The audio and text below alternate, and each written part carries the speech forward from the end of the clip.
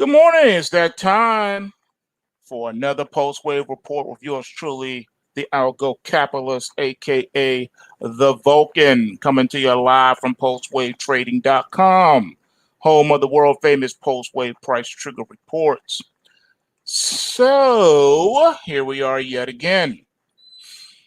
And I have to say, I told you so. Yeah, I did. If you missed last night's end of day report, then you definitely, after this morning's PulseWave report, you need to go back and you need to listen to last night's report because I gave you some valuable information. And I also warned about the possibility of some violence coming in these markets. Lo and behold, I told you so. We have a very rare occurrence happening in the Bitcoin futures, and that is a bearish 2-bar Charlie setup. Yeah, man. Bearish 2-bar Charlie setup, and the market is proceeding to fall. It's down 5,195 points right now. And I warned you. I told you about the pointers. You don't have to believe me. You don't have to acknowledge it, but you do have to deal with it because you will be affected by them. Bullish and bearish pointers are like gaps and like trend lines. The markets love to be attracted to them. Price action always comes back to fruition to those exclamation points. You ain't gotta like it, but you will be affected by it. And that's what's happening in the Bitcoin. I warned you about that in last night's video. I showed you. And so it's no secret of where the price action is headed. All things being equal, the market should take out the pointer, and the next target, if selling accelerates further, will be the trend line support around that 35,000-ish level, which is, the same level I told you about before the market even got to 30,000. I told you where the support zone was going to be. I gave it to you. I gave you two distinctive support zones in Bitcoin. If you do not recall, you need to go back and rewatch the videos with the long-term technical analysis on the Bitcoin from the algo chart perspective. And let's see, the first one I think was done in September of 2020. Then I followed it up not too long ago with another installment. So if you missed it, you want to go back and watch that as well. These key support zones keep popping up over and over again, and it's for a reason, okay? So this is why you need the PulseWave report, because I tell you what's going to happen before it happens. The PulseWave report gives you a trading plan on how to handle these markets, and we do it before the market even moves. That's what we do with these rally and crash alerts. I also told you so with Tesla. Last night, I gave you exactly where the target is on Tesla. Well, not only did I give you the target, but I gave you the crash alert warning, and sure enough, this morning, Tesla is getting destroyed. The price is plummeting with no abatement. How low will it go? Peep last night's video, and I tell you exactly where it is headed. And I give you the trading plan on how to do that with the PulseWave reports. Tells you exactly what to do and how to do it, so that you don't get your face ripped off in these markets. All right, these markets are not for the faint of heart. It takes a certain physiological makeup to be into these markets. You need an iron stomach, and you got to be flexible, and not all people are flexible, and not all people have iron stomachs. So with that being said, happy trading for everyone today, especially those who are subscribers to the PulseWave reports. You got your marching orders. Now just let the market do what it do.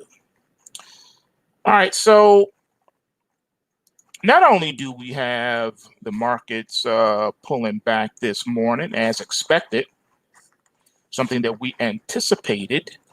So it's doing exactly what we thought. It's behaving the way we thought it would behave. But talking about behavioral issues, Bill Gates takes front stage again.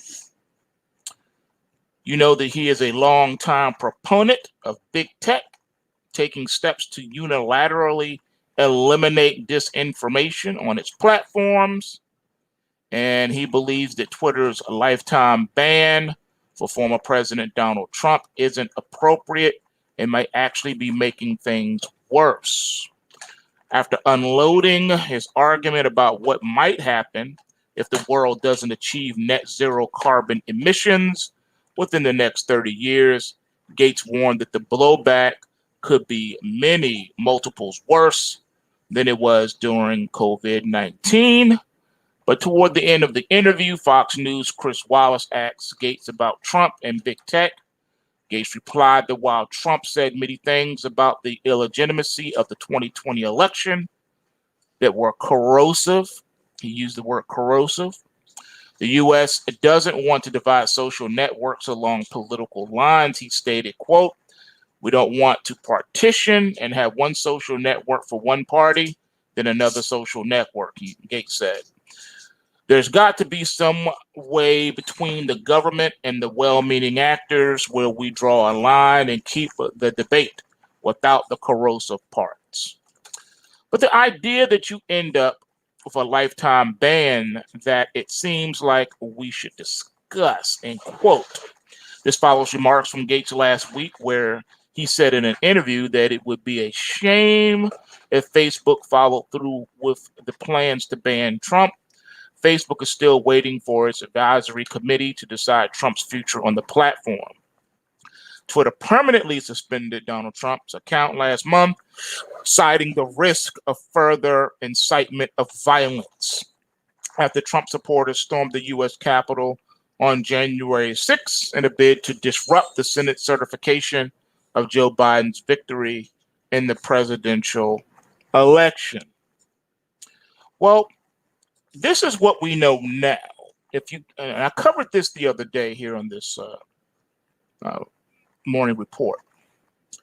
If you go and if you can find an issue of the Time magazine, their latest issue where they break down exactly what happened in the elections with facts and truth, you will get a full-orbed view, a nice picture on what really happened. And they all but admit to election rigging and fraud, except for they don't call it that. They say they did whatever they had to do to steer the election outcome to the outcome that they so desired. And I covered that, I believe it was yesterday.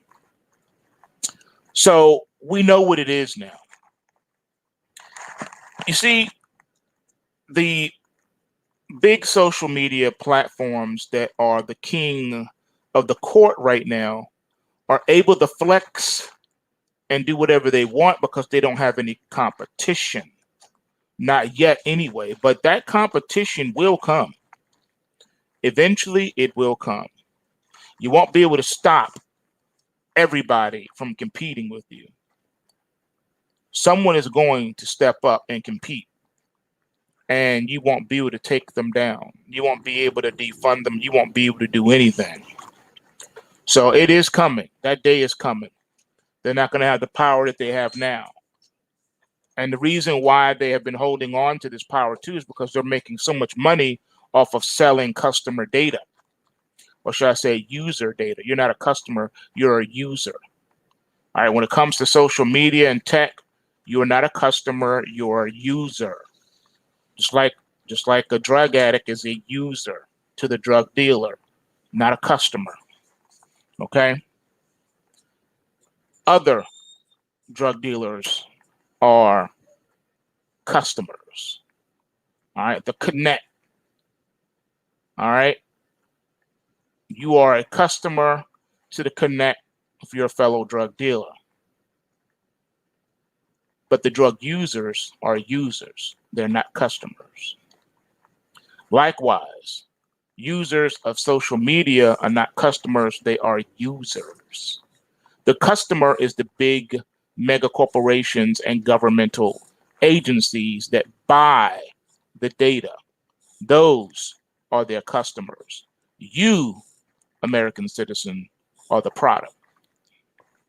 Capiche? So this is why they don't want this to happen, because that's exactly what's going to happen. Donald Trump is a billionaire. He could build his own platform to compete with the likes of Twitter and Facebook, a place where you have free speech and you can not have to worry about your data being sold. That's what they don't want to happen. They don't want that to happen, because then they would lose out and they would pretty much go bankrupt. If everyone left Facebook and Twitter overnight, both of those companies would go bankrupt. All right? That's why they don't want this to happen. That's why they're doing whatever they have to do to make it impossible for another Facebook or Twitter to exist. All right? They have a monopoly right now in that space because they're able to pressure banks and whoever else they need to put pressure on to make it impossible for you to compete. So as long as that continues to be the order of the day, that is exactly what's going to continue to happen. All right? This is where we are, ladies and gentlemen. You don't have to like it, but you do have to deal with it. Now Bitcoin is down over 7,000 points. I warned you. I told you, Bitcoin, altcoins, I don't care what it is, cryptocurrency, it's still a market. Therefore, it is still moved by market forces. You can't stop that. You can't. The market is still going to be the market. The market will go up and down. It will do what it needs to do. Price discovery is real and alive and well, whether you like it or not. The market doesn't care if you like it or not. The market is going to be the market. You have to deal with this. These are facts. These are facts. Market doesn't care if you don't like it. It's not going to lose any sleep over you. That's why you have to understand the market forces that are at play so that you can benefit from what is going on. There are times as well where you need to stand aside. But you won't know those times if you don't have the PulseWave report. Unfortunately, there are people under the sound of my voice this morning that are getting absolutely destroyed. And that's sad. That is very sad indeed. But how many times and how many days have I come on here and told you what you need to do, and people still don't like to do it? They don't. People are hard-headed. They don't want to listen until it's too late. They want to say, help me, help me, help me, help me, help me, when it's too late, when no one can help you. The time to prepare is now. The time to prepare is not when the storm is happening. The time to prepare is not when the tornado is ripping the roof off of your house. That is not the time to prepare. The time to prepare is prior to the storm, not during. All right? I don't know how many times I got to tell you. You're taking your life into your own hands when you don't listen, when nobody can tell you nothing.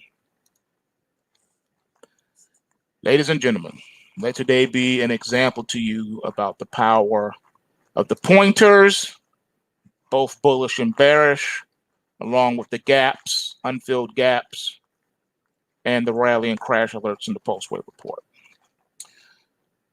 The people do need to get together and build their own platforms. You can do it. You don't have to be beholden to Twitter and Facebook. There are other places out there, even other than YouTube. There's BitChute, for example. There's a lot of places out there. You can upload content and not have to worry about getting in trouble for it. All right, so something to think about as we move forward here. So back to Bill Gates and and how they banned Trump over the so-called Capitol situation, but yet they let Black Lives Matter and Antifa be on Facebook with no problem. They have done way more violence and caused way more deaths than the Capitol incident. And you don't hear anyone talking about them or coming for them at all. But see, you can't keep people from the truth for so long, because they're going to find a way to get around that wall of truth, that wall that you've put around the truth to prevent people from getting to it. Take, for example, Justice Clarence Thomas, how he dissented from the Supreme Court on the election case, because he said we need to make it clear. That's right. Supreme Court Justice Clarence Thomas issued a dissenting opinion regarding the High Court's decision not to take up a case challenging the Pennsylvania November the 3rd election results. Bet you won't hear this in the mainstream news.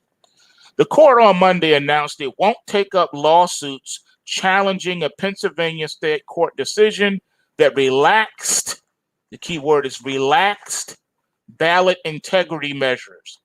Relaxed ballot integrity measures, meaning that you suspended them. There were no ballot integrity measures being taken.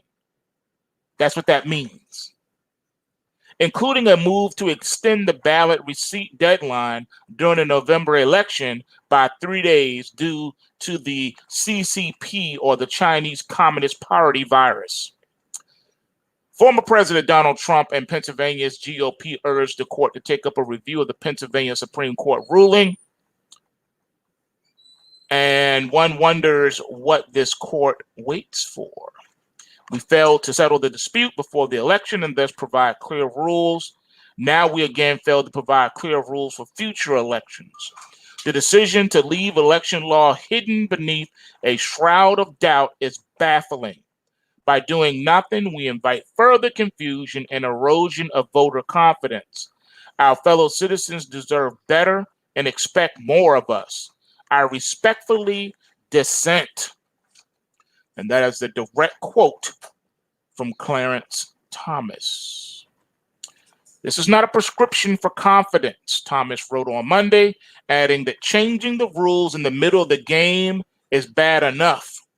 Thomas, considered by many to be the most conservative justice, said the court should have granted a review. That decision to rewrite the rules seems to have affected too few ballots to change the outcome of any federal election. But that may not be the case in the future, Thomas wrote. These cases provide us with an ideal opportunity to address just what authority non-legislative officials have to set election rules, and to do so well before the next election cycle. The refusal to do so is so inexplicable. Other than Thomas, Justice Samuel Alito and Neil Gorsuch also dissented. Quote, if state officials have the authority they have claimed, we need to make it clear. If not, we need to put an end to this practice now before the consequences become catastrophic. Thomas, an appointee of former President George W. Bush, also wrote. Thomas also appeared to make a reference to allegations of fraud and irregularities during the November the 3rd election.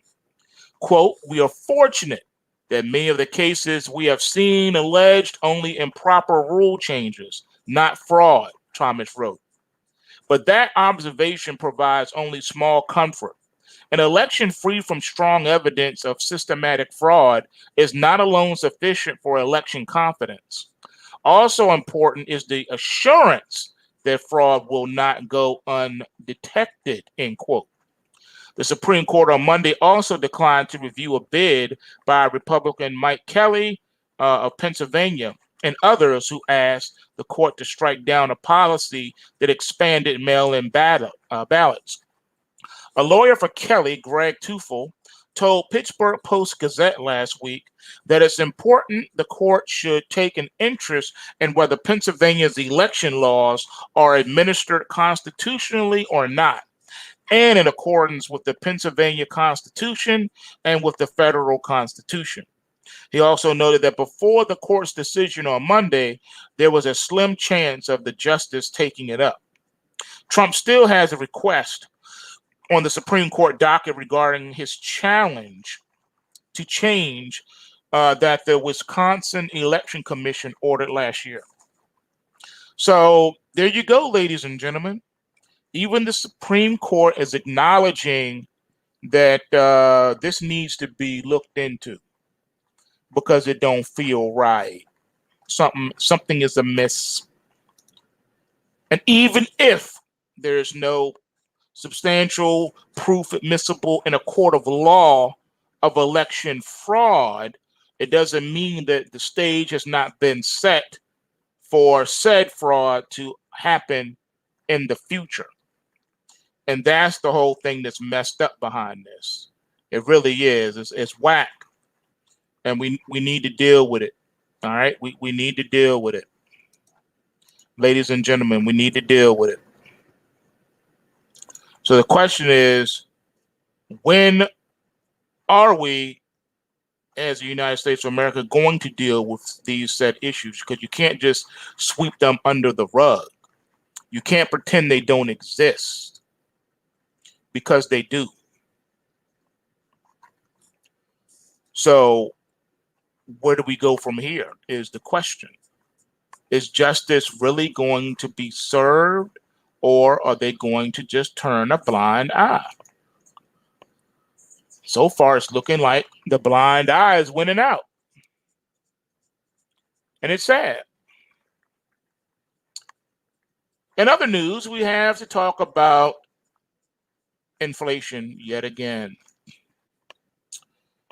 In a new note out of Goldman's Christian Mueller Glissman, the strategist looks at the impact of inflation on balanced portfolios and writes that even as U.S. inflation expectations have fully recovered and investors are moving from faded deflation risk to price and inflation overshoot, which is moderation is good since higher inflation matters critically for balanced portfolios, which tend to perform best when growth accelerates, but inflation pressures are limited. So far, the rise in inflation expectations has not been a headwind for 60-40 portfolios as investors mostly faded deflation risk. But with inflation expectations and real rates both rising sharply higher, the drag from bonds and pressure for higher equity allocations increases. Also, as bond yields remain close to the zero lower bound, and with higher and rising inflation, the risk of rate shocks is higher, with Goldman warning that equities and bonds have often declined together in real terms eventually. That is a scary warning indeed. In the past 10 years, how often have I come on here and showed you in real time all the markets falling together? It's been several. That is not supposed to happen. That's not supposed to be possible. You're not supposed to be able to see bonds and precious metals falling in price with the stock market. They're supposed to be non-correlated to the degree that if stocks are falling, then those are going up. But we've been seeing the breakdown of that. Like this morning, the long bond futures are down, so are equities, so is gold, so is silver. The long bond futures is down 2/32 right now. Bitcoin down over 7,000 points. Crude oil down 35 cents. Silver down 53 cents. Gold down $8.50. The Russell down 60. The NASDAQ down 350. The S&P down 48. And the Dow now down 250. All of the markets falling together. Even that gas is negative now. Wheat is negative by 7 points. Yeah, I know. This is not supposed to happen. All right. It is what it is. Hey, man, what's up? My son is on the live stream. What's up, man? What's up? Thank you, son, for listening in, man. Go ahead and smash that like button. Smash that like button. All right, so, ladies and gentlemen, we need to start thinking about the unintended consequences and the long-term potential effects that all of the Fed interventionist tactics to save, rescue, and prop up the stock market are going to have on the economy as a whole. They have all but broken the markets as far as correlations are concerned. They're non-existent. There have been so many measures of meddling over the years that it's inevitable that inflation is going to come. It's inevitable. And as long as the bond prices keep falling, well, interest rates don't have a choice. They're going to explode. They can only keep interest rates artificially low but so long. If bond prices keep collapsing, there's nowhere for the yields to go but up. Yields move inversely to bond price. Think about it. And then you have the issue of rising inflation expectations due to fading deflation risk. At first, they were really shook over deflation because deflationary pressures were starting to seep in across the economy. But now there's talk again now about inflation. The government is way more afraid of inflation than they are of deflation, believe it or not. This is getting a little serious, ladies and gentlemen. Last year alone, real yields declined as break-even inflation recovered from low levels, and nominal bond yields were anchored close to zero, lower bound. Again, you cannot keep that going up forever. You can fade deflation risk, but at the cost of raising inflationary risks. Remember, it's not a black and white sort of approach. What it is I like how Tom Sowell puts it. You know, you're exchanging one thing for another is what it boils down to. You do one thing at the cost of something else. So it's like saying, okay, don't cut my arm off.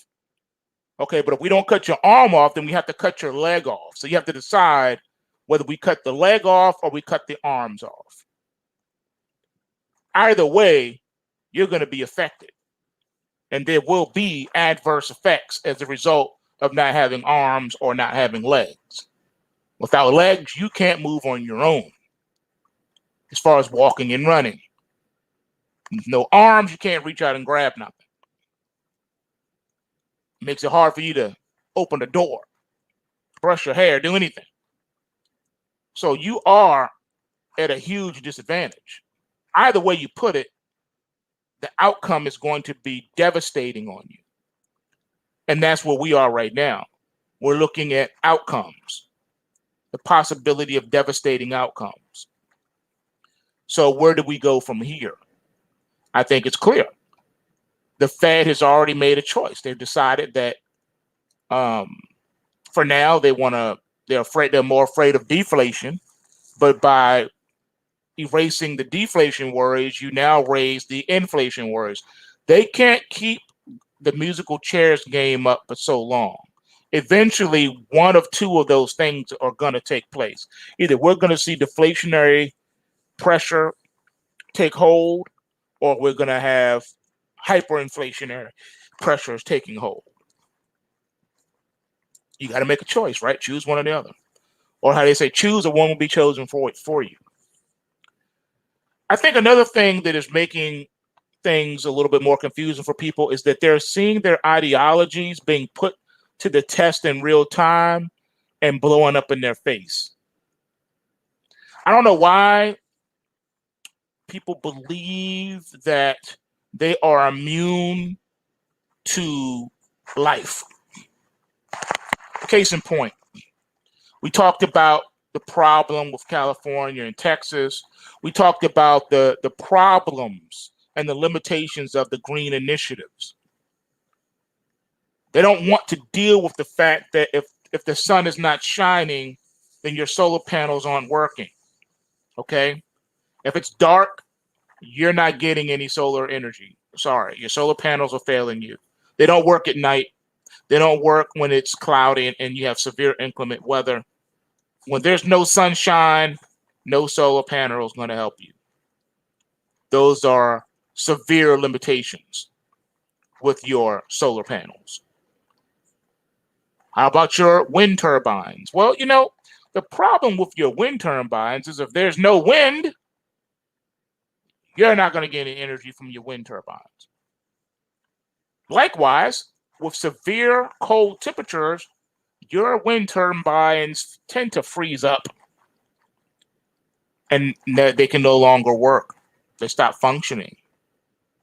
So trying to achieve the level of energy that we enjoy today solely through solar panels and wind turbines is impossible and impractical.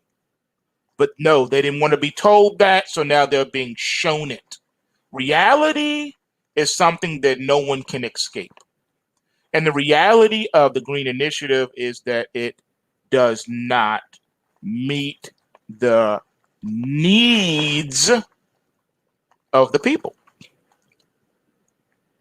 Is it nice to have alternative energy sources? Of course. Should we not use solar and wind turbines? No, go ahead, by all means, use it. But just understand that we will never, and I repeat, we will never be free of fossil fuels. We will never be 100% free from fossil fuels. We will never be 100% free from having to get that crude oil out of the ground and crack it.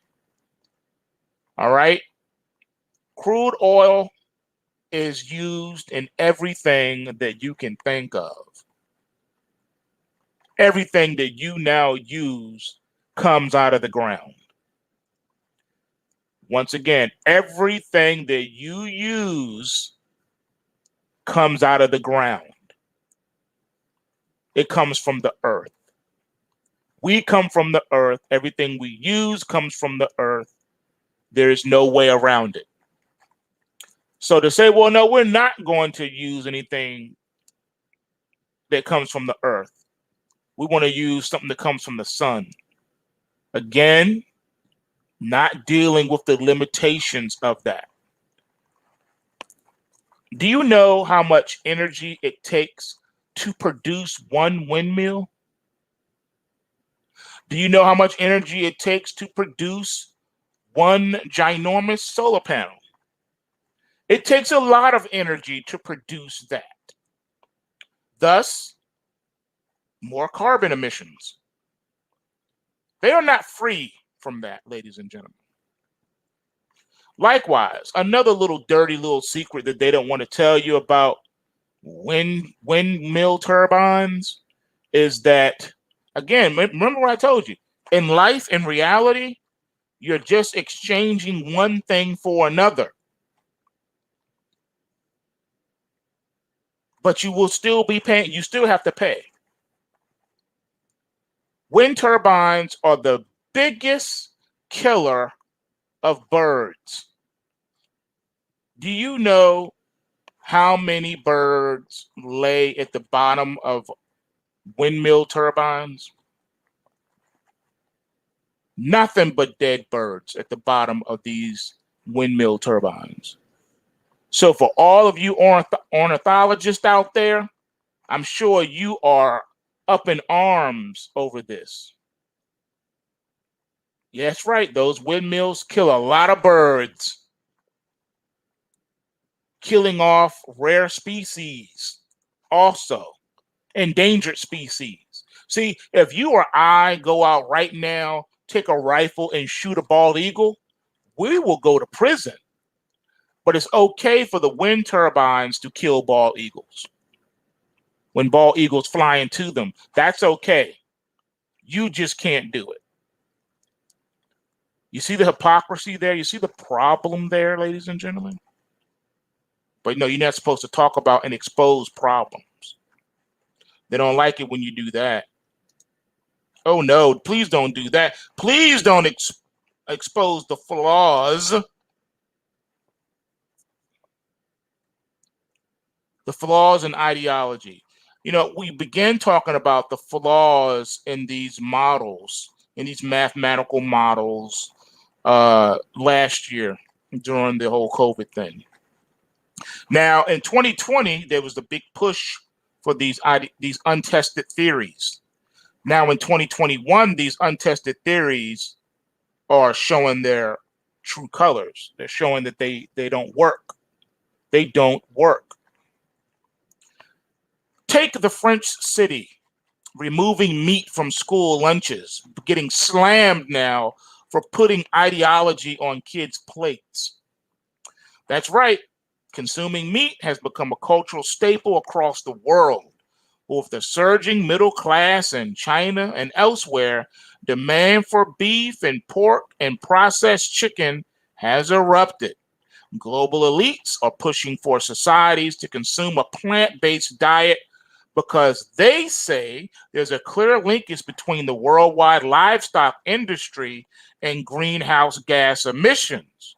But what they don't want to talk to you about and admit is that a pure plant-based diet also wreaks havoc on your immune system, thus leading to rising situations of cancer with those who have strict plant-based diets. They don't want to tell you about the studies that have been done and how those individuals are coming down with heart issues and other autoimmune issues and even issues of cancer. Don't want to talk to you about that.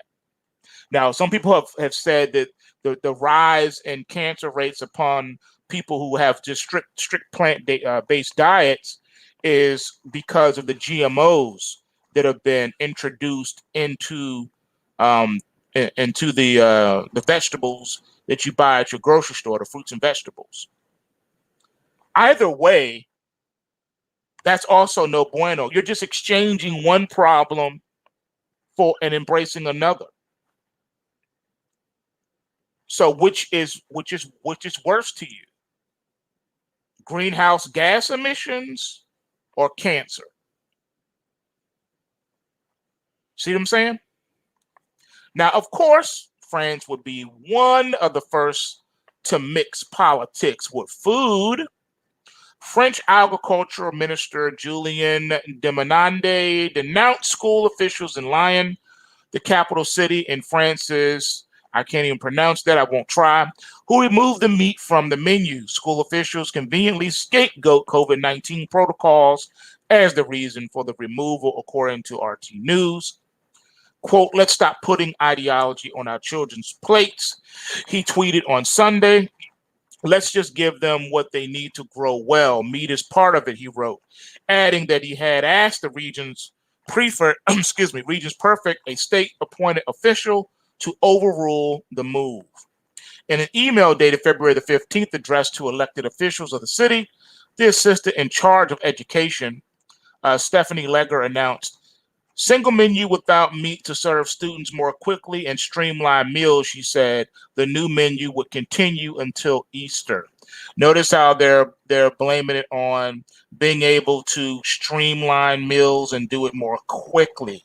So they're quoting convenience as the reason for the change. The new health protocol imposes a separation of 2 meters in school catering. The single menu will allow us to speed up the service and thus allow us to welcome all children. First of all, the whole social distancing thing is a whole nother riot, but we'll leave that for another discussion. I've already talked about it at length here on the channel. To correspond to the taste of the greatest number, we decided to remove the meat, she said, adding that it is not a vegetarian menu since fish or eggs will continue to be served in the 206 schools in the city. We can see that moralizing and elitist policy of the Greens excludes the popular class. Many children often only get to eat meat at the school canteen. And he called it a scandalous ideology. Ladies and gentlemen, it seems that the powers that be, the elitists, are pushing their agendas and their untested theories as fact, and they're shoving it down the masses' throats. So again, you're just exchanging one issue for another, but they don't care. No one said that you had to be right. They don't care about being right. They just care about their agenda. They don't care about the consequences of their agenda. They just want the agenda to go forward. So this is where we find ourselves, ladies and gentlemen. The question is, what is everybody going to do about it? I don't know if anything can really be done about it. I really don't. I think they've allowed too much to happen. I think the people of the world have allowed too much to happen.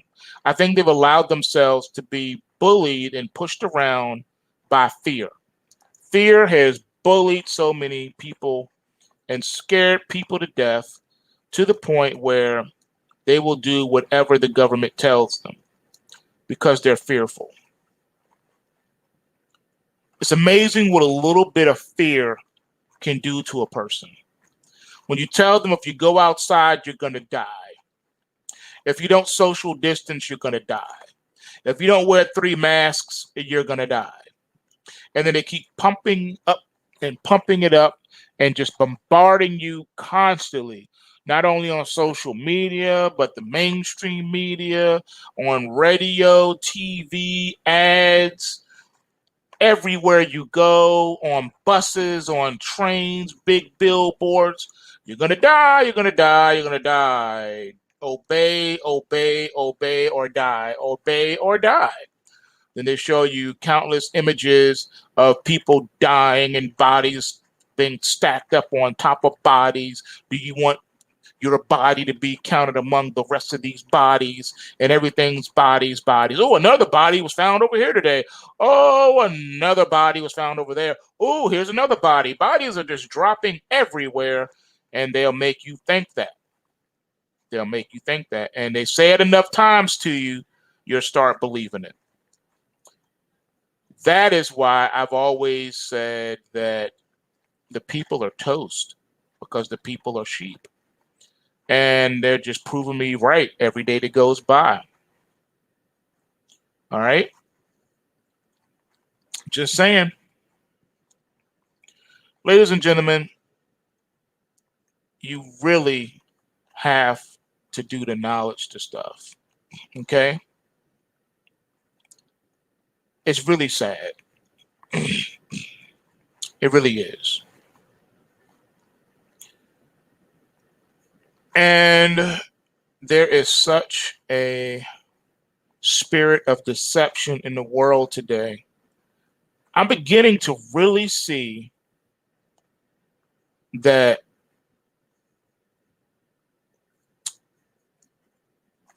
I see why the scriptures say that if it were possible, even the very elect would be deceived. And that is because of the level of deception that is alive and well in the earth today. And I think one of the purveyors of this deception is the media. The media is the department or the ministry of propaganda for the government. And there's not a lot you can do about it. So now we have scientism being paraded to us as science. This past year has given rise to some strange and novel methods of disease containment, including lockdowns and mask mandates. It is unsurprising that the natural next step in this progression has been the development of a movement known as Zero COVID. Its growing influence is perhaps predictable given that for nearly a year we have been inundated by the views of so-called experts seeking to legitimize their myopic worldview that public health is determined solely by prevention of COVID-19. Rather than acknowledge to a weary public that their approach has been a failure, they are doubling down and attempting to save their reputations by claiming that the problem is not that lockdowns do not work, but that they have not gone far enough. The same thing with socialism. History has exposed socialism as being one of the biggest purveyors of genocide over millennia. But you'll hear the proponents of socialism saying, well, they just didn't do it right. It wasn't the right type of socialism. Doesn't matter what kind of socialism you want to call or title you give it. Socialism still leads to genocide. Socialism still leads to poverty. Socialism still leads to tyranny. It is what it is. You just have to deal with it. There is apparently some diversity of opinion among the zero COVID crowd as to whether the term is to be interpreted literally, as some of its most impassioned and vocal proponents argue, of whether it simply means a more extreme version of the ideology that has dominated societies around the globe for the past year. The belief that suppressing the coronavirus is a singularly important goal to replace all others and to be pursued with no or only minimal consideration of the effects of doing so. So who cares about the results? Just get to doing.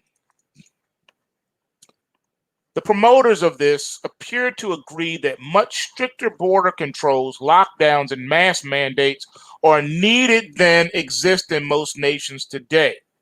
Sam Bowman, one of the most prominent zero COVIDers, claims, for instance, that the only way to address the coronavirus problem is with lockdowns, school closures, travel bans, mass testing, contact tracing, and masks. Likewise, former United Kingdom Prime Minister Tony Blair's think tank has stated that the only way to avoid another lockdown is to bring coronavirus cases to zero. China, Australia, and New Zealand are portrayed as successes by zero COVID proponents and prove that suffering now brings with it the promise of eventual freedom. While marketing themselves as theoretically opposed to lockdowns, zero COVID adherents actually aspire to implement a totalitarian style state, which we are supposed to believe will exist only temporarily. For example, Devi Schroeder, one of the movement's most public faces in the United Kingdom, has claimed that the only way out of endless lockdown is a crude, harsh, catastrophic lockdown. Now, the first phase, given that the third phase of the plan entails an East Asian and Pacific model of elimination that prohibits travel abroad. I can only imagine precisely what sort of totalitarian nightmare they envisioned during this phase one. Now, those who follow this philosophy fail to recognize the glaringly obvious truth that suppression tactics have not succeeded because they've run contrary to human nature, as well as basic cell biology, and entail severe deprivations of human rights and liberties. They also do not acknowledge the fact that if the Chinese Communist Party managed to eliminate the coronavirus, a questionable assumption given the CCP's tenacious relationship with the truth, it did so using tactics that prima facie constitute human right violations. Even Australia and New Zealand, which before 2020 were considered beacons of liberal democracy, have recently been subject of investigations of inquiries by Human Rights Watch and Amnesty International. The zero COVID proponents do not address the reality that China, Australia, and New Zealand have continually had to implement lockdown policies in response to new cases arising even after declaring victory over the virus, and that the latter two are island nations able to effectuate border control in a way that cannot possibly be applied to nations that are geographically proximate to others and in which the virus has already become endemic. Now, the COVID Community Action Summit, which is a conference held at the end of January and led and attended by many of the zero COVID main players, needless to say, over Zoom, offers a glimpse into the warped worldview that pervades the ideology.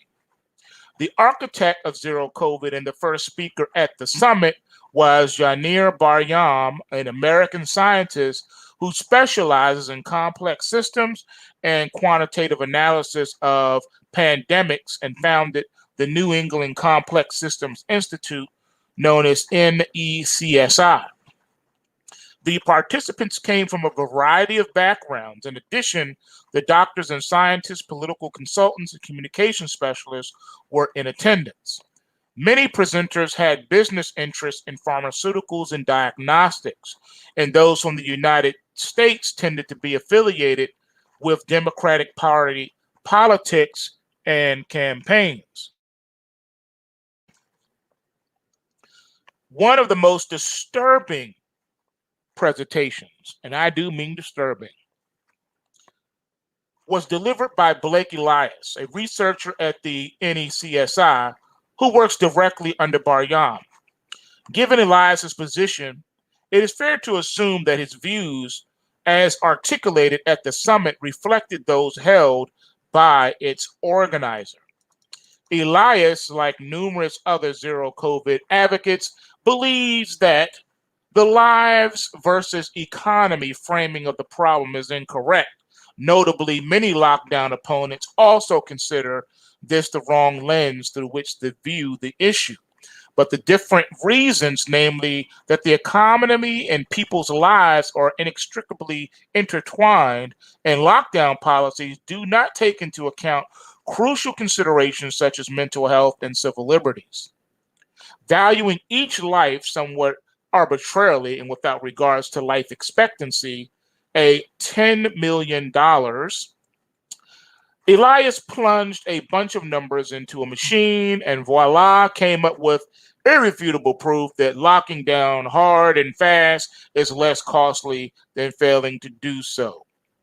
Elias earnestly stated that his airtight equation demonstrates that if you are against elimination or zero COVID, the only conceivable reason could be that you dispute one of his premises. So you therefore believe one of the following: the cost of infection is lower than it is, the cost of lockdowns is more, hospital capacity is greater, the importation rate is higher, or complete vaccination is achievable in a shorter time frame. Again, you have a guy who creates a failed model, untested, all right, zero peer review, and then he lays out and groups you into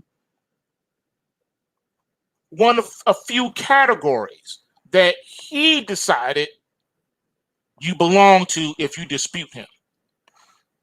Again, this is pseudoscience. All models need to be tested in the real world and should be peer reviewed. This is not the case here. You're being told that his model is correct and without flaws, knowing that as human beings, we are full of flaws. We are never without flaws. But yet he's telling you that no, his thing is irrefutable and you don't need to look at it. You don't need to test it. You don't need to peer review it. And if you disagree with him, then you're wrong.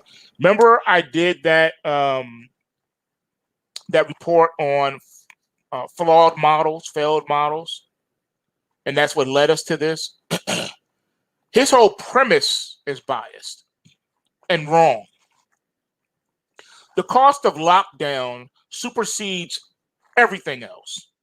Because when you say lockdown, you're talking about bringing the global economy to a halt. We're talking hundreds of trillions of dollars. But they don't want to talk about that. The forex market alone is $1 trillion a day market. So if we were just to use that conservative approach to shut down everything, that means you're shutting down the markets too, it would cost you at minimum $1 trillion a day. How about that? They don't want to talk about that. You see why his model is flawed already from the start?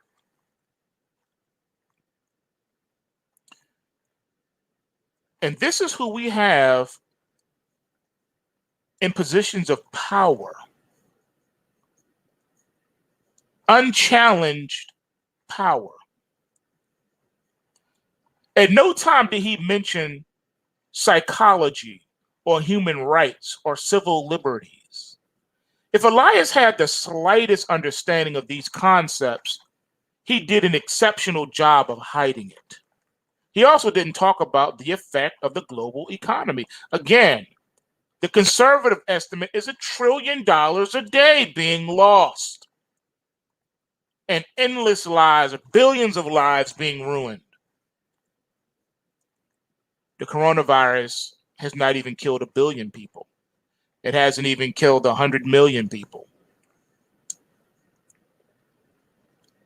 And it has like a 98 or 99% survival rate. We didn't do this for other diseases. We don't even do this for AIDS. We didn't lock down for AIDS. AIDS has killed hundreds or thousands of percentages more than COVID ever did. And we didn't lock down for HIV, AIDS. We didn't do it before we had the cocktails, and we didn't do it during or afterwards. But we're doing it for COVID, something that has pretty much been downgraded to a bad flu. And yes, you can die from the flu. People die from the flu every year. A lot of people. Children too. Like I say, more people die from AIDS than coronavirus, and we did not go through these extreme lengths. Even to this day, HIV/AIDS is way deadlier than COVID, and we are still not doing what we're doing now with this. And you have to ask yourself, I wonder why that is. I wonder why that is.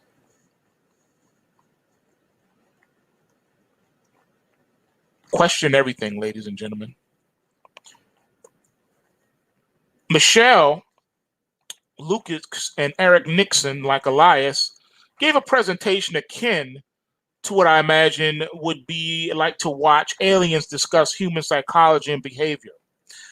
Presumably a couple, Luxkett and Nixon, founded a company called Make Good Together and believe that the coronavirus problem boils down to a lack of individual discipline and accountability. They acknowledged that the extreme social distancing they touted as the answer to the world's woes is contrary to our nature, but insisted that we simply must try harder. Again, we didn't do all this for HIV/AIDS, and we still aren't even discussing that. We have elevated coronavirus to be more deadlier than HIV, which is scientifically false. HIV/AIDS is way deadlier and has killed millions of more people than the coronavirus. We could eradicate coronavirus, they solemnly instructed us, if we only would insist upon declining social invitations and suggested that people post pledges on social media to that effect. Again, for a minuscule virus like COVID compared to HIV/AIDS, again, elevating it to be a more serious medical disaster than HIV/AIDS.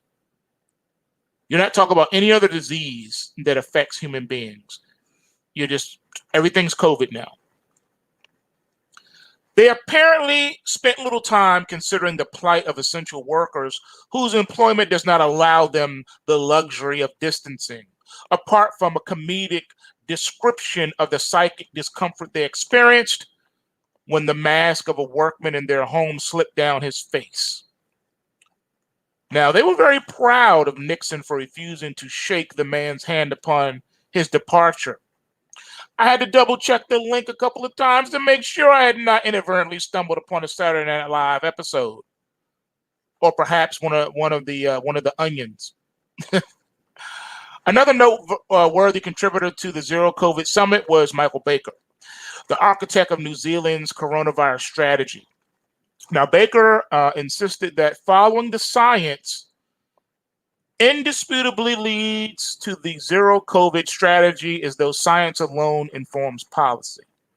He made several stunning admissions, among which are that containment should also be the strategy for influenza, and that the coronavirus pandemic has given us the opportunity to reset in order to address inequities in society and threats posed by climate change. In other words, Baker does not foresee a return to normal life, again, contradicting themselves at every turn. As demonstrated by its presenters at the summit, zero COVID is the unfortunate end result of the inexplicable belief held by too many people that it makes sense to fixate upon one problem to the exclusion of all others. No one at the summit, or in any other context for that matter, has ever made a convincing case for alleviating the coronavirus pandemic above all other considerations. How do you explain yourself to elevate this above everything else? There is a reason for this. The facts and logic all point to the opposite direction, and they can't have that. An argument could certainly be made that a virus or other threat calculated to wipe out humanity, or a significant portion of it across age ranges, warrants exclusive focus on that threat for its duration. The coronavirus simply does not constitute such a danger, and that is a medically and scientific fact. We now have a year of data from which to conclude beyond all doubt that exposure to the virus only poses a significant risk beyond those we are accustomed to taking in everyday life to the very old or people that have other conditions. But they live with that threat every day, even before COVID came into being or to the forefront in 2020. The elderly always have had to be careful because of weakened immune systems. And anyone who has underlying medical conditions have always had to take precautions. A person that has an anaphylactic response to nuts has always had to take precautions to make sure that they know what they're eating and how it was prepared before they put it in their mouth. And if there was any question or doubt, they would have to avoid that food altogether. So this changes nothing. The overwhelming majority of those infected with the virus suffer not at all or minimally and recover within days or weeks at the most. This does not mean that the problem should be ignored, but rather that it should be addressed utilizing the same methodology with which we approach all public health matters, by taking into account the effects of the policies enacted in response to them. Zero COVID adherents are not qualitatively different from the epidemiologists and politicians who have advocated for and imposed lockdowns and mask mandates across the planet. They all believe that they can force billions of people to behave for an indefinite period of time in ways that are contrary to our nature and deleterious to our well-being. They see nothing wrong with assuming control over every facet of our lives. They are maniacally focused upon theories and models, or should I say failed theories and failed models, exposed models, and uninterested in what works in practice. They have no conception of human liberty or dignity. Rather, they recognize that lockdowns, forced human separation, and masks are ineffective at quelling the spread of the coronavirus, while carrying enormous costs, not least among them the erasure of liberal democracy. The most fervent adherents to this ideology believe that the answer is more and harder. That means deprivation of our rights and liberties and denial of our basic human needs until the coronavirus is eradicated from the planet. If they get their way, they may well be until the end of time, because you will never eradicate all viruses from the planet. That is an impossibility. You can never do that. And you never will.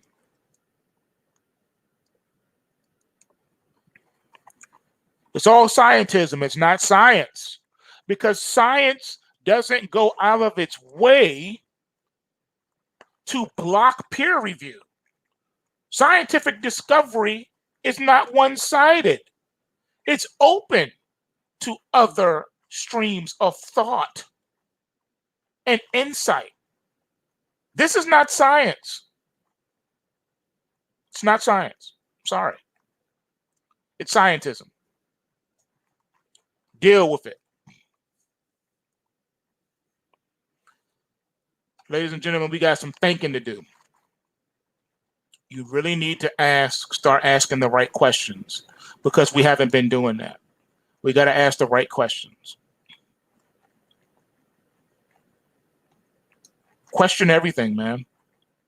Any person who is trying to prevent people questioning them and doesn't want to open things up to discussion and friendly debate, open things up to the marketplace of ideas, being open to dissenting opinions and duking it out scientifically and medically, that means they have something to hide.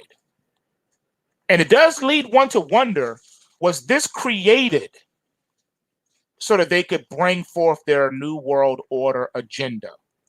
They needed to create some way to do it, because it seemed like all other opportunities to do so were eluding them.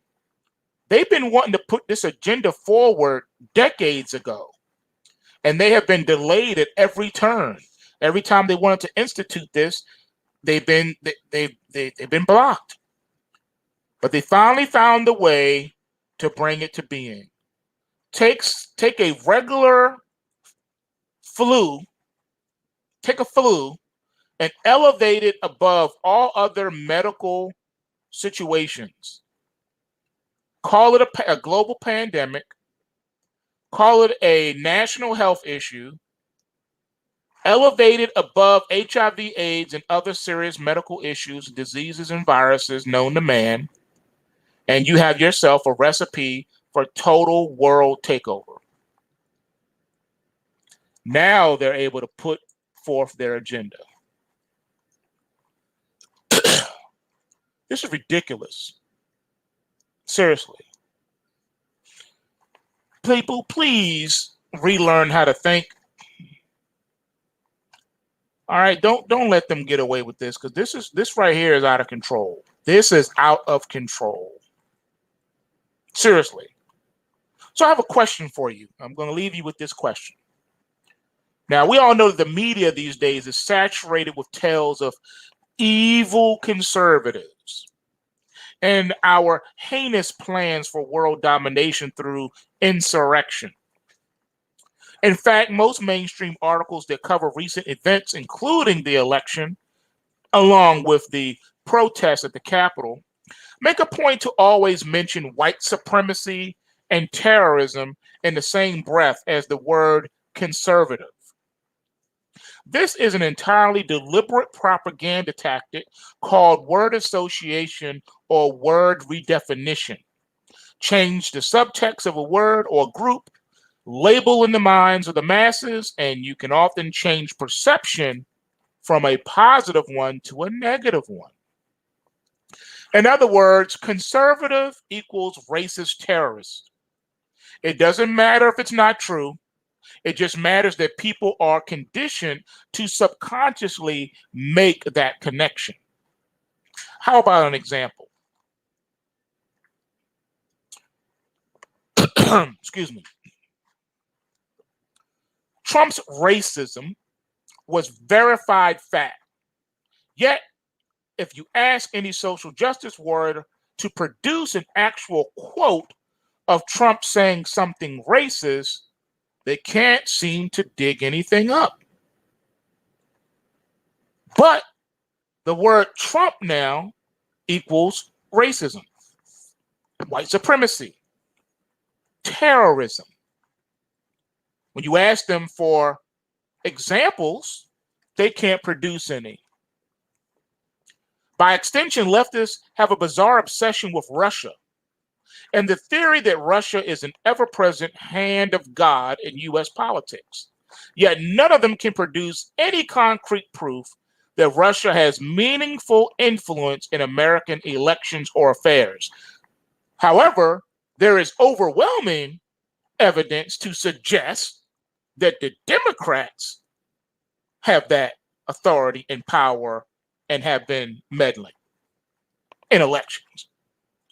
Now, the political left has committed itself to a fantasy world, a parallel universe.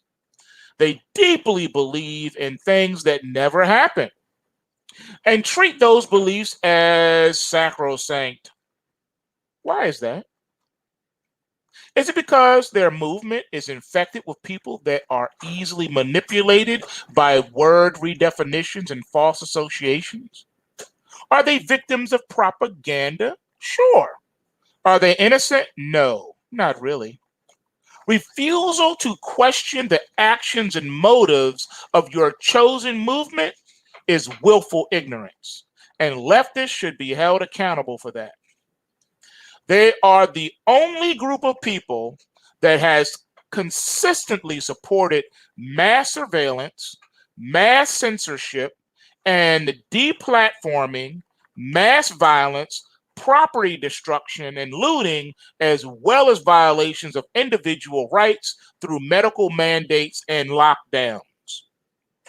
They call conservatives insurrectionists and traitors, but they are the only people openly trying to dismantle Constitution protections and the Bill of Rights.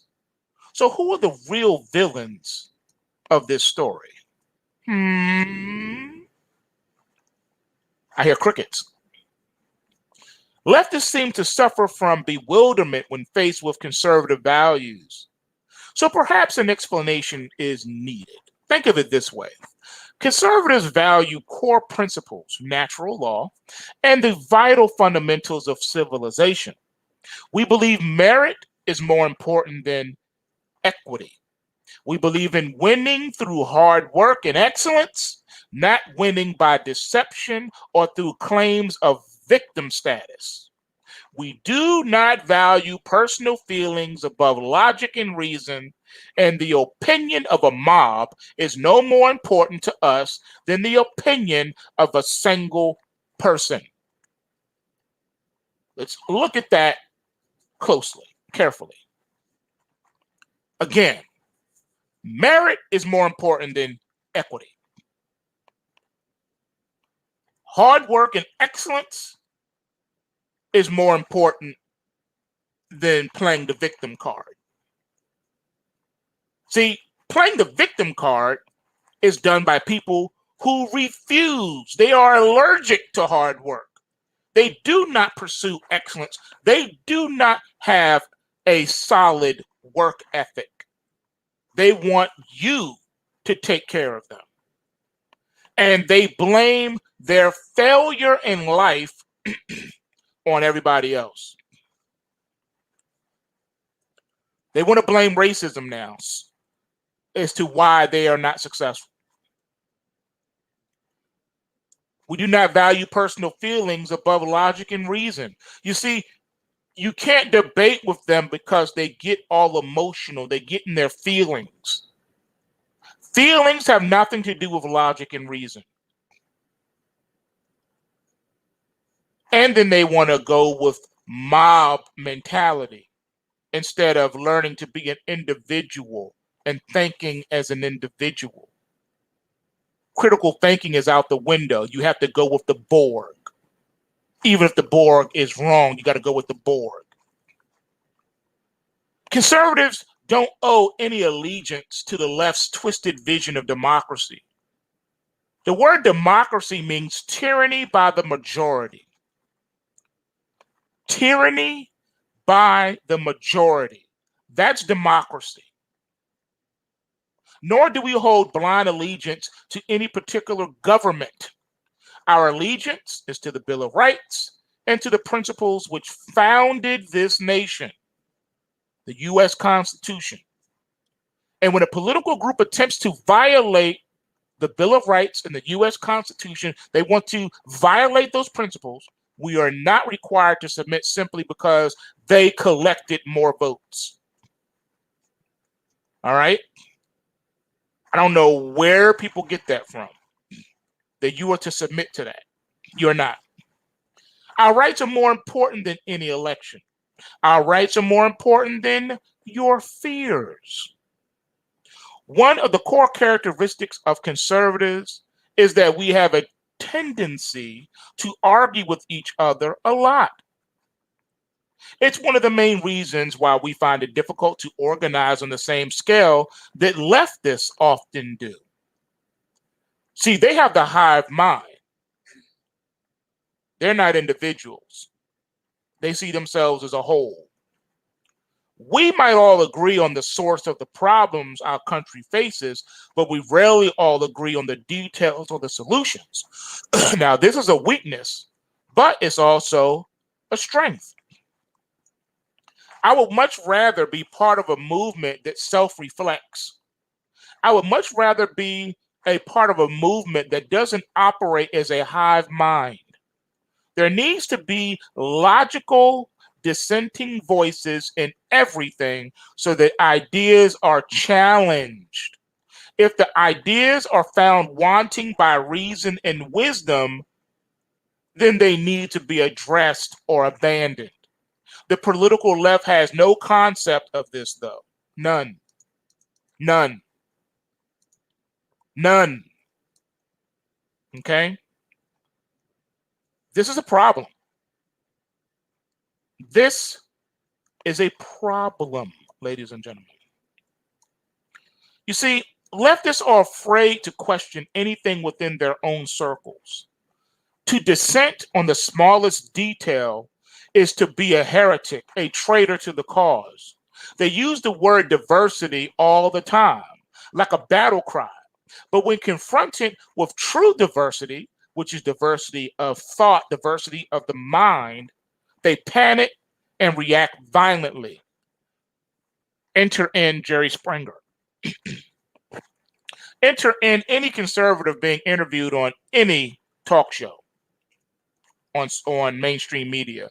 They yell, they scream, they turn their mic off, they gang up on them. They'll have 12 people from the left versus one conservative.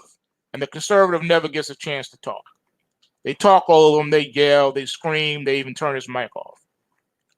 That's what they do. all emotional, all in their feelings. And if you dissent, guess what you have to do? They make you do a public apology. You don't think so? Well, just take a look at every person that you know in entertainment that has come out and contradicted the hive mind, only later to be forced to give a public apology for doing so. That tells you everything you need to know right there. You see, leftists don't actually care about diversity. They only care that you have blind allegiance to the collective. Stray but a little, and the mob will come for your head. They love plantations. They love slavery, as long as they own the plantations and they control the slaves. A natural consequence of this animal farm mentality is that irony and hypocrisy is lost on the followers of such movements.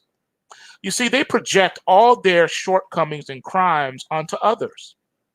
The devils they see in conservatives are actually the devils they see in the mirror every day. That said, the higher up you get in the leftist pyramid, the less it becomes hypocritical and the more it becomes malicious and deliberate. Malicious and deliberate. The gaslighting, the word association propaganda, the selective memory hole they use to erase historical facts that contradict their ideology. The people at the top and their lackeys know exactly what they are doing. They don't care that their claims are hypocritical or outright fraudulent. They know that they're lying. They know that they're gaslighting. They're not interested in being right. They're only interested in winning. There's much more going on here than meets the eye. There is a great deal of power and money behind the rise of the hard left ideology. And there are certain people that benefit from its expansion. Leftists like to view themselves as the underdogs or revolutionaries fighting against the man. However, every resource of global power brokers has been offered in support of the political left. The quote, the man is the ally of the leftists. In some ways, he is even the creator of the leftist movement. You see, they aren't really revolutionaries at all. They are the jackboots of the New World Order in disguise. It's been disguised to fool you. It was globalist institutions like the Rockefeller Foundation and the Ford Foundation that funded different elements of the feminist movement and gender study movements from the late 1960s onward.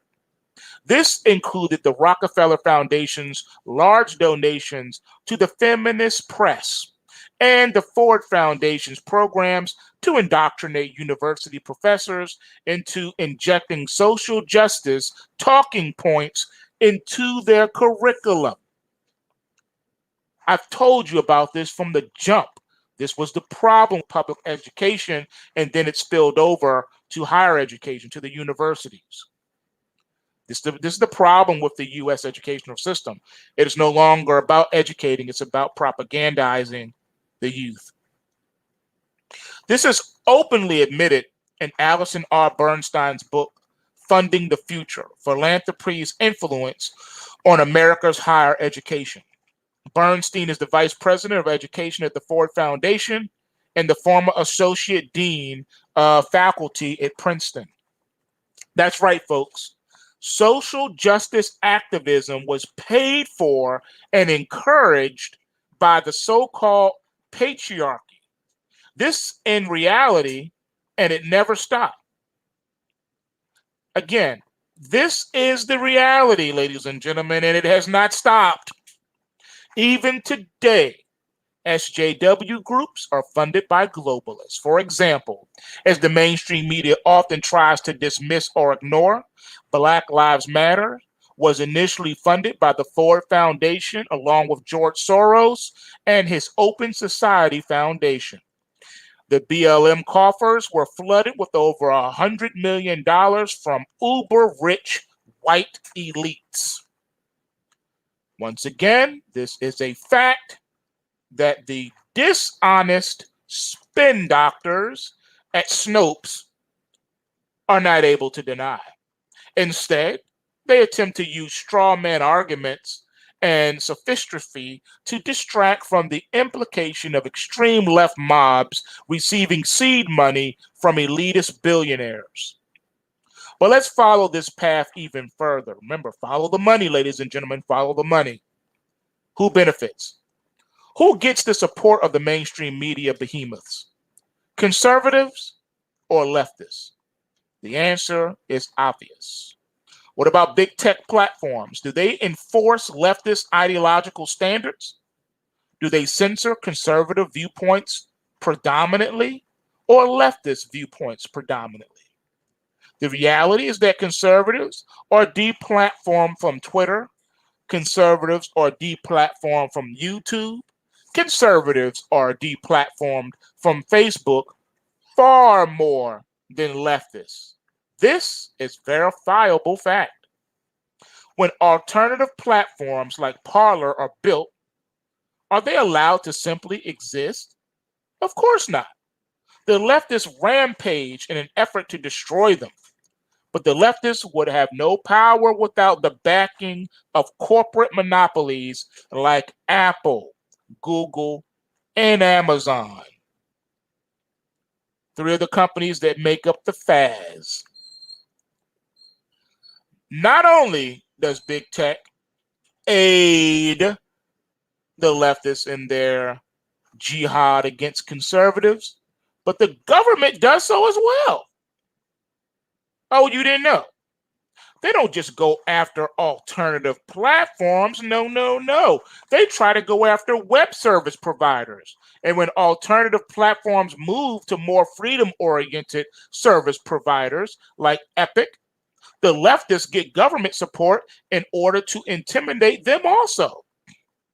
Leftists reveal in the argument that freedom of speech does not mean freedom from consequences. They seem to think it is rather clever. I would say, actually, yes, that's exactly what freedom of speech means.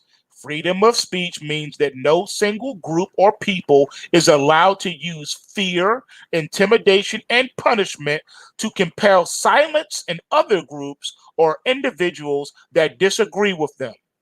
With corporate monopoly and government on their side, it is clear that leftists have appointed themselves the sole arbiters of consequence, and this violates the Constitution in every conceivable way.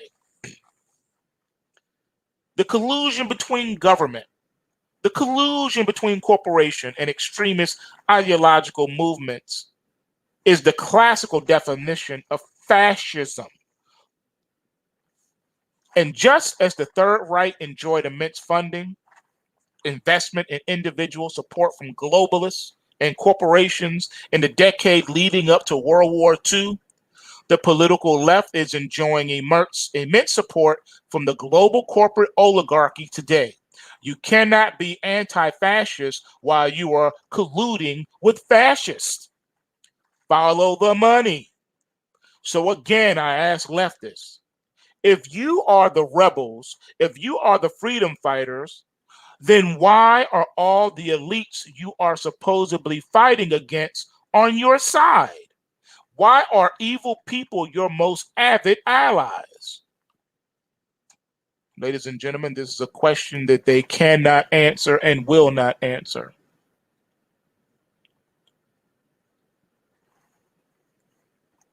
Again, you can't deal with the facts. You can only hide them and use disinformation and build walls around the truth. That's all you can do. But see, when you are faced with truth, you have to deal with it. You can't run from it. It's right there in your face. That's something they cannot deny. So again, I'm going to ask you, leftists, if you are the rebels, if you are the freedom fighters, then why are all the elites you are supposedly fighting against on your side?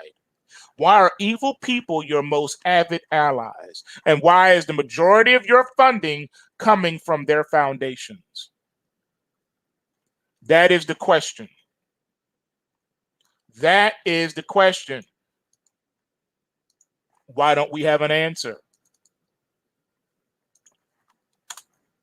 They can't dispute anything that I've said here today. And they know they can't. So they try to avoid it. Deal with it. These are facts and truths. Deal with it. They don't want to. I can tell you that right now. They don't want to do that. They don't want to do that.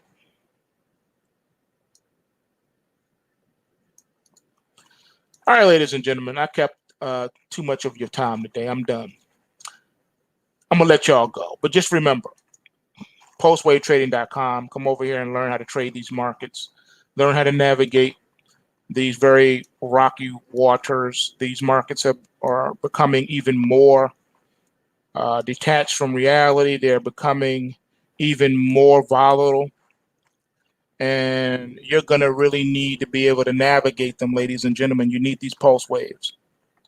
There's no way that you're going to make it without it. I'm trying to help you. I'm trying to help as many people as I can. I can't make you do what you know you need to do. Only you can do that. That's what PulseWave trading is for. Remember, bulls make money, bears make money, and pigs get slaughtered. So remember to take what you can and give nothing back. Smash that like button.